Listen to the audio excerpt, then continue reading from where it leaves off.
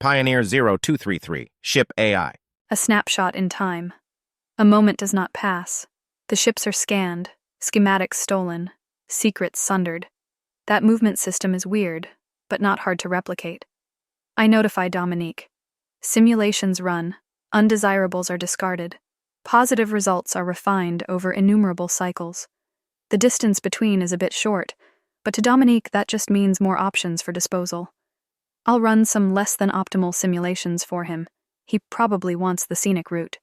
My job is a thankless one. To them, I'm unfeeling and lacking in complexity. On purpose, of course.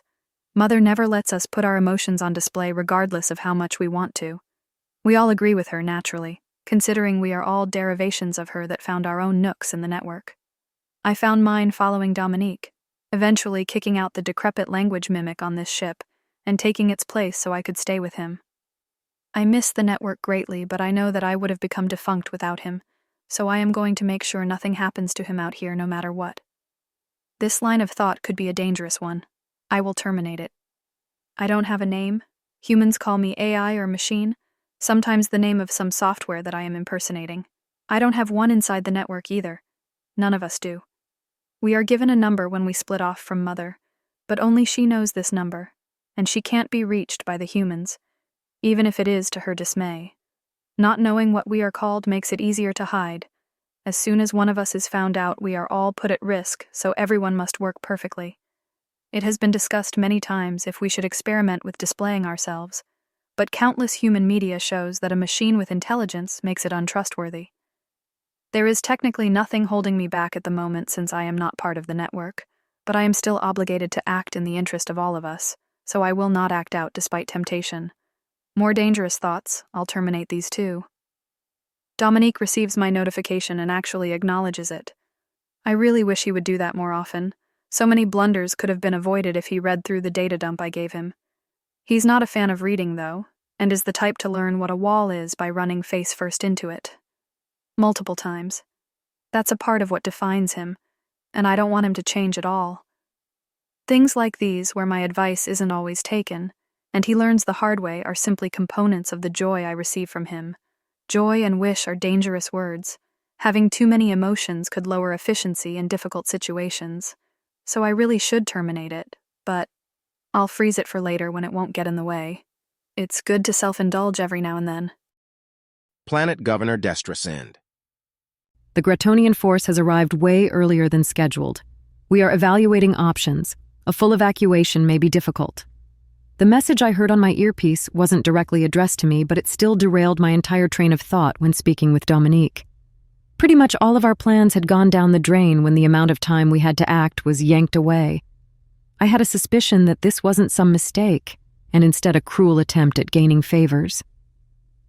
Dominique stood up and walked towards the large window in the room, hands behind his back, and looking up at the sky. Was he already aware of what was happening? Did he somehow hear my earpiece just now?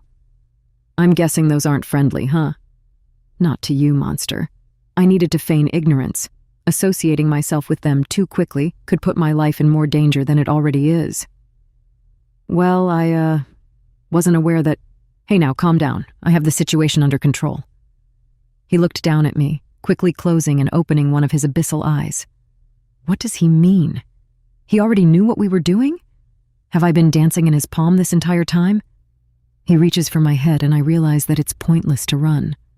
All I can hope is that my passing is painless, though I doubt he would grant such a mercy. I flinch as his hand makes contact and ruffles the fur on my head, like I was a child and he was my parent. Rage started boiling, and I looked up to yell stressed expletives at him, stopping when I realized he had looked back up at the sky. I followed his gaze.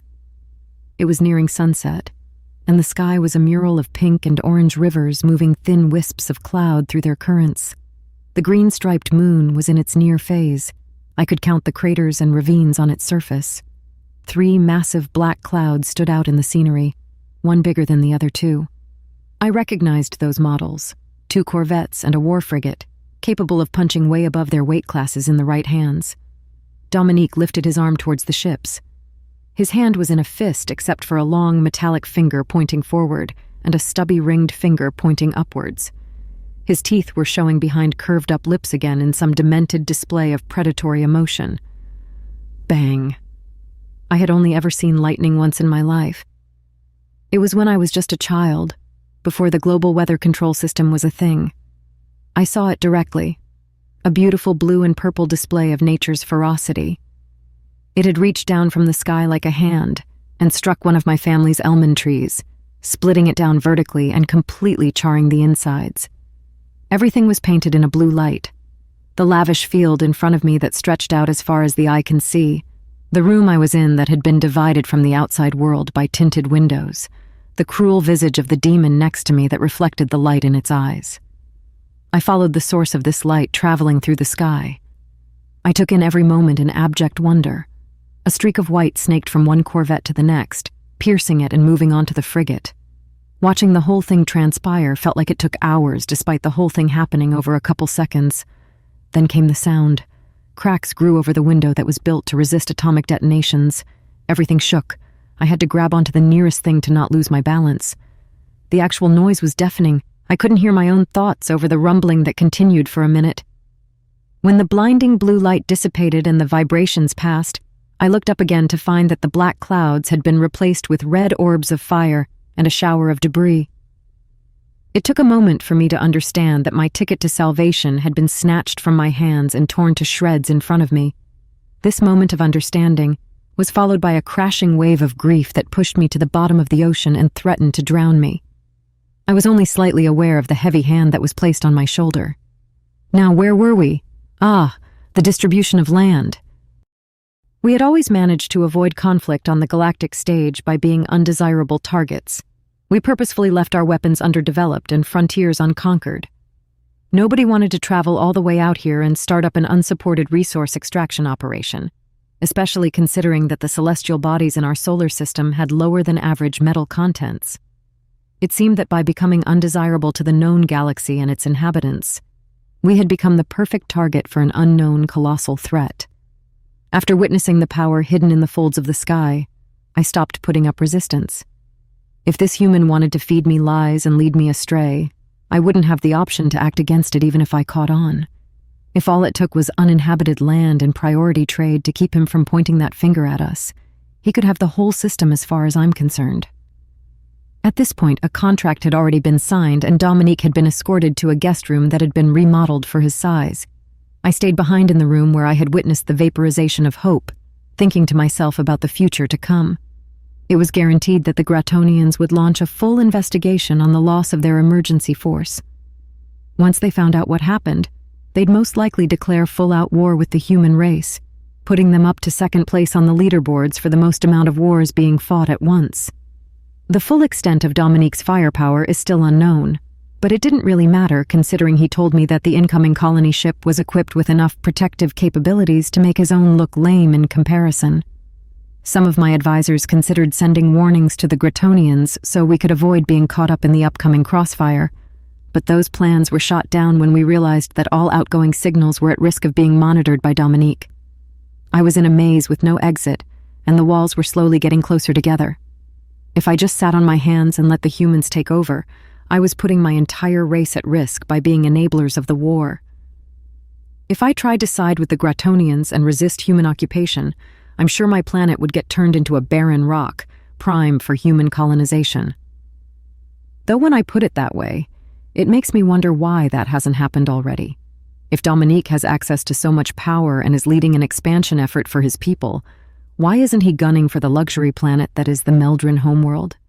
Is there some novelty reason to spare us and settle for harsher land? Shivers snaked through my body as I realized what the only option left was.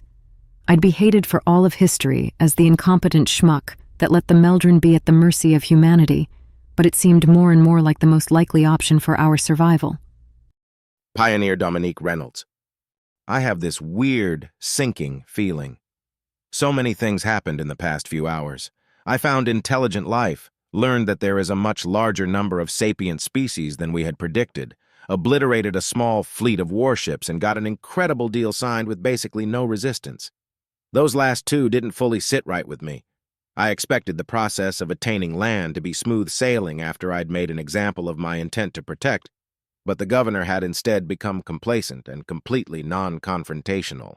She didn't question any of my remarks or barely responded to my attempts at lightening the mood. Maybe she was scared of the power I held instead of being elated that said power was now on her side. Was it an issue with the way I demonstrated that power? Hostile forces have entered the vicinity. What are your orders? My AI's initial notification replayed in my mind as I reviewed the recording of the attack. There were a couple things I couldn't understand. If this had been an attack on the planet, why had the ship-to-ship weapons been spooled up while bombarding stations were cold?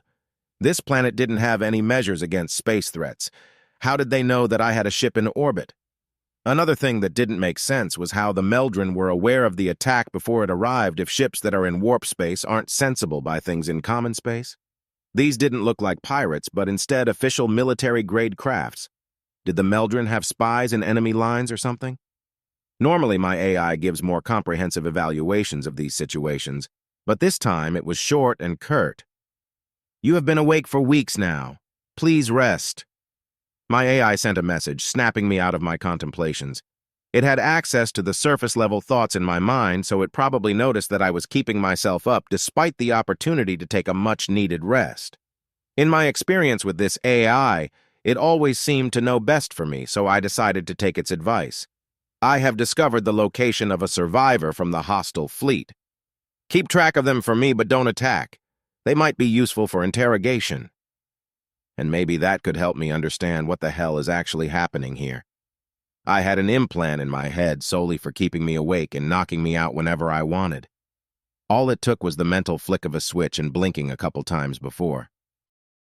Captain Indrix Jayan, Gretonian Emergency Force. I woke up surrounded by my most trusted aides.